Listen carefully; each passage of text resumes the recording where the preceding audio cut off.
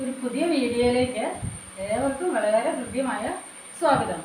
ഇന്ന് പറയാൻ ഉദ്ദേശിക്കുന്നത് ഓരോ സമയത്തും നമുക്ക് ലഭിക്കുന്ന പ്രത്യേക തരം വിഭവങ്ങളുണ്ടല്ലോ. ഫ്രൂട്ട്സ് ആയാലും വെജിറ്റബിൾസ് ആയാലും ഫിഷ് ആയാലും ഒക്കെ. ഇപ്പോൾ ഈ മഴക്കാലത്ത് ജൂൺ ജൂലൈ മഴക്കാലമാണല്ലോ, അപ്പോൾ ആറ്റുമീൻ ധാരാളം കിട്ടും. അപ്പോൾ കുമരകത്തുനിന്ന് എൻ്റെ മേടെ എനിക്ക് കൊണ്ടുതന്നതാണ് ഇത് വളരെ ഐഡിയൻ കൂടുതലുള്ള ഒരു മീനാണ്. ഇതിൻ്റെ പേരൊന്ന് പറയാമോ ആർക്കെങ്കിലും? കൊടുകാന്ന് ചിലർ പറയും, ചിലർ വയമ്പെന്ന് പറയും. ഇത് വയമ്പാണ്. ഈ കറുത്തിരിക്കുന്നത് വയമ്പാണ്. കറുപ്പ് വെള്ളയുള്ളത് വേളൂരി എന്ന് പറഞ്ഞ് വെള്ളയുണ്ട്. ഇത് വെച്ച് ഒരു അട ഉണ്ടാക്കാൻ പോവാണ്. അപ്പോൾ അട ഉണ്ടാക്കാൻ ആവശ്യമായിരിക്കുന്ന സാധനങ്ങൾ, അത് തീരെ ചെറുതായിട്ട് ഞുറുക്കണം. ചെറുതായിട്ട് ഞുറുക്കിയിട്ട് സ്വല്പം ഉപ്പും മഞ്ഞളും പുരട്ടി വെക്കണം. അതിനുശേഷം ഈ അട ഒരു പുതിയ അടയാണ്, പുളിയട ഉണ്ടോ. ഇതാണ് പുളിയില. പുളിയില എന്ന് പറഞ്ഞാൽ എനിക്കറിയുന്നറിയില്ല, കോൽപ്പുളി അല്ലെങ്കിൽ വാളംപുളി എന്നൊക്കെയാണ് പറയുന്നത്. വാളംപുളിയുടെ കുരുന്നില ഉണ്ടോ, ഇതാണ് കുരുന്നില. ഈ ഇല എടുക്കണം. ഇത് ഇത്രയും വേണം. പിന്നെ ഇത്രയും കറിവേപ്പില, ഇത്രയും തേങ്ങ. ചമ്മന്തി അരയ്ക്കാൻ പോവുക. പുളിയാണ്, അപ്പോൾ ചമ്മന്തിക്കുള്ള പുളിയാണിത്. അതിനകത്ത് ആവശ്യമായിരിക്കുന്ന കാന്താരി, വെളുത്തുള്ളി, ചുമന്നുള്ളി, ഇഞ്ചി, ഇത്രയും സാധനങ്ങൾ ചേർത്താണ് അരയ്ക്കേണ്ടത്. ഇപ്പോൾ എന്തൊക്കെയാണ്? ഇത്രയും തേങ്ങ, സ്വല്പം മഞ്ഞൾപ്പൊടിയും കൂടെ വേണം. സ്വല്പം മഞ്ഞൾപ്പൊടിയും കൂടെ ചേർത്താണ് ഇത് അരയ്ക്കുന്നത്. ഇത് ചെറുതായിട്ട് ഞുറുക്കുമ്പം ഇതിനകത്ത് സ്വല്പം ഉപ്പും മഞ്ഞളും ചേർത്ത് കുറുക്കിയെടുക്കണം. അപ്പോൾ ഈ തേങ്ങയും പുളിയും കറിവേപ്പിലയും ഇഞ്ചി, വെളുത്തുള്ളി, കറിവേപ്പില, പിന്നെ കാന്താരി, നല്ല വെള്ളക്കാന്താരി, ഇത്രയും ചേർത്ത് അരച്ച് എണ്ണയിൽ കുഴച്ച് കൊണ്ടുവരാം.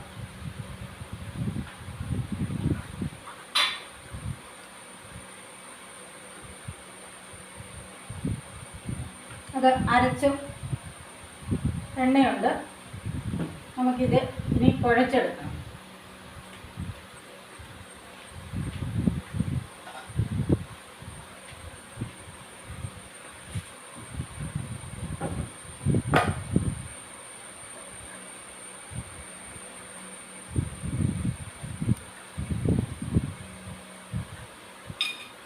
സ്വല്പം എണ്ണ ചേർത്താൽ മതി.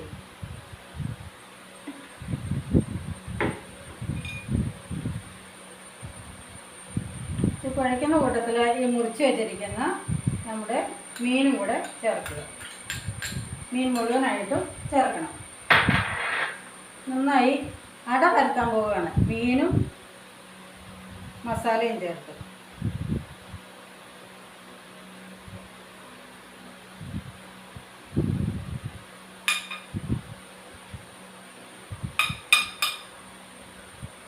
നന്നായി കുഴച്ച് കഴിഞ്ഞു.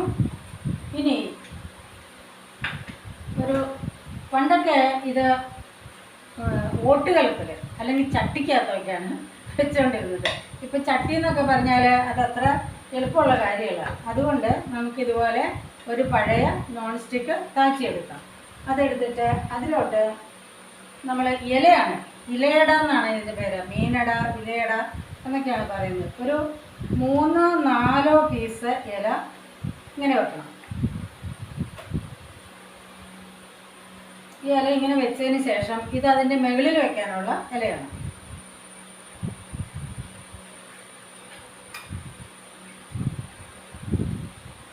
ഒരു തുള്ളി എണ്ണ ഈ ഇലയിലൊന്ന് തൂന്ന് നല്ലതാണ്. എണ്ണ ചേർത്താണ് കുഴച്ചത്. ഇതിൻ്റെ ഇല ഇങ്ങനെ എണ്ണ പരത്തി അതിനുശേഷം നമ്മൾ ഈ ശരിയാക്കി വെച്ചിരിക്കുന്ന മീൻ മസാല ഉണ്ടല്ലോ, ഇതിലോട്ട് അട പോലെ പരത്തണം. നന്നായി കനം കുറച്ച് ഒരു നല്ല ഷേപ്പിലൊക്കെ പരത്തുന്നത് നല്ലതായിരിക്കും.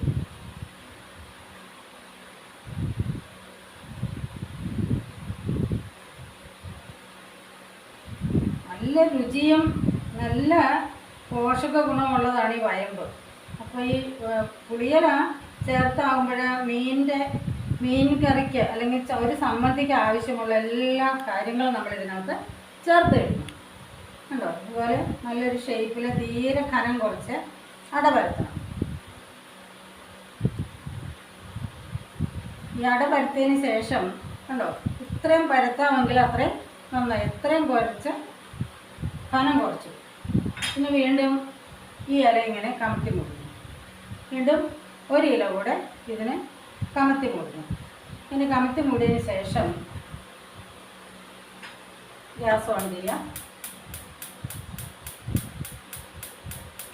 ഇത് ഗ്യാസ് ലാഭിക്കാൻ വേണ്ടിയുള്ള ഒരു പ്രത്യേക പരിപാടിയാണ്. ഇതിങ്ങനെ വെച്ച് മൂടി ഒരു സിമ്മിൽ ഇപ്പോൾ സ്വല്പം തീയെ കൂട്ടി വയ്ക്കണം. ഒരു 10 മിനിറ്റെങ്കിലും ഈ മീഡിയം തീയിൽ വേവിക്കണം. 10 മിനിറ്റ് കഴിയുമ്പോൾ നമ്മളിത് ഒന്ന് മറിച്ചിടണം. ഇടയൊന്ന് മറിച്ചിടണം. നന്നായി ഈ ഇലയൊക്കെ ഒന്ന് കരിയുന്ന പാകത്തിന് അത്ര നേരം വേണം. വളരെ സിമ്മിൽ വേണം ഇത് വേകാനായിട്ട്. കാരണം ഇതിൻ്റെ അട അകത്തെ ജലാംശം എല്ലാം വറ്റി ഒരു ചെറിയ ബ്രൗൺ നിറാവുന്നിടം വരെ വേകേണ്ട ആവശ്യമുണ്ട്. അപ്പം അത്രയും വരെ ഇത് ഇവിടെ ഇരിക്കട്ടെ. അടുപ്പിൽ ഇരിക്കുകയാണ്. ഇതിരുന്ന് വേകട്ടെ. ഒരു പകുതി വെന്ത് കഴിയുമ്പോൾ ഞാൻ അല മറിച്ചിട്ട് കാണിക്കാം.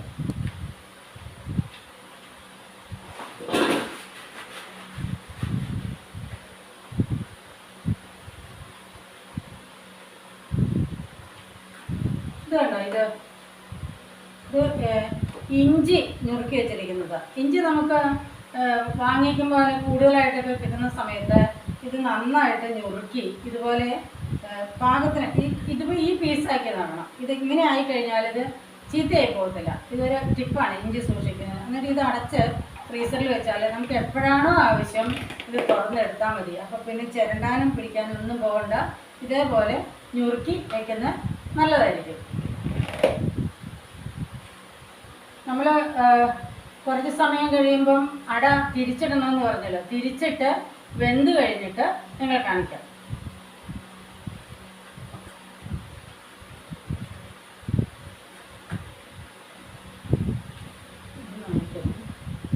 അട ഇങ്ങനെ വെന്തുകൊണ്ടിരിക്കുകയാണ്.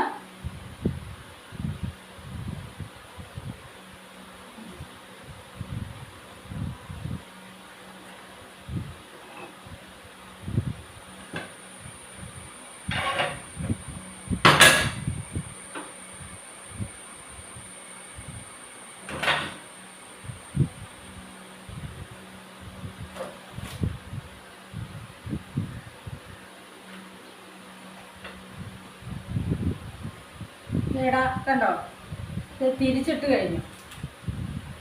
ഇല ഇത്രയും വരെ കരിയുന്നിട വരെ നിങ്ങൾ ഇത് വേവിക്കണം. ഈ ഇലയൊക്കെ ഒരുമാതിരി കരിഞ്ഞ പോലെയാകും, പക്ഷെ കരിഞ്ഞ രുചിയൊന്നും വരില്ല. കണ്ടല്ലോ. ഇനി ഒരു പ്ലേറ്റിലോട്ട് എടുത്ത് കാണിക്കാം.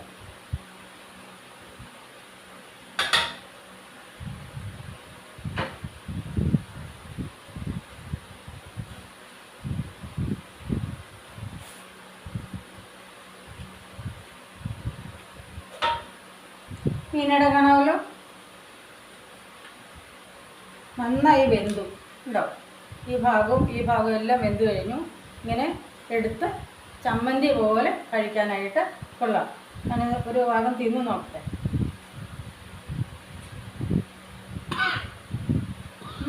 നല്ല സൂപ്പർ ടേസ്റ്റാണ്. കാരണം ഇത് കുറച്ച് ദിവസം ഇരിക്കും. നല്ല രുചിയുണ്ട്. നന്നായിട്ട് ലാസ്റ്റ് ചെയ്യുകയും ചെയ്യും. ഇത് എത്ര ദിവസം ഇരുന്നാലും ഇത് കേടാകില്ല. ഒരു 3-4 ദിവസത്തേക്ക് ഫ്രിഡ്ജിൽ വെക്കാതെ തന്നെ സൂക്ഷിക്കാം. പിന്നെ ഇന്നലകളൊക്കെ കഴിഞ്ഞു പോയില്ലേ, നാളെ വരാനല്ലേ ഉള്ളൂ. അപ്പോൾ ഇന്നത്തെ ദിവസം നമുക്ക് വളരെ സന്തോഷത്തോടു കൂടി ഈ മീനടയൊക്കെ ഉണ്ടാക്കി ഭക്ഷണം കഴിക്കും. Okay, by.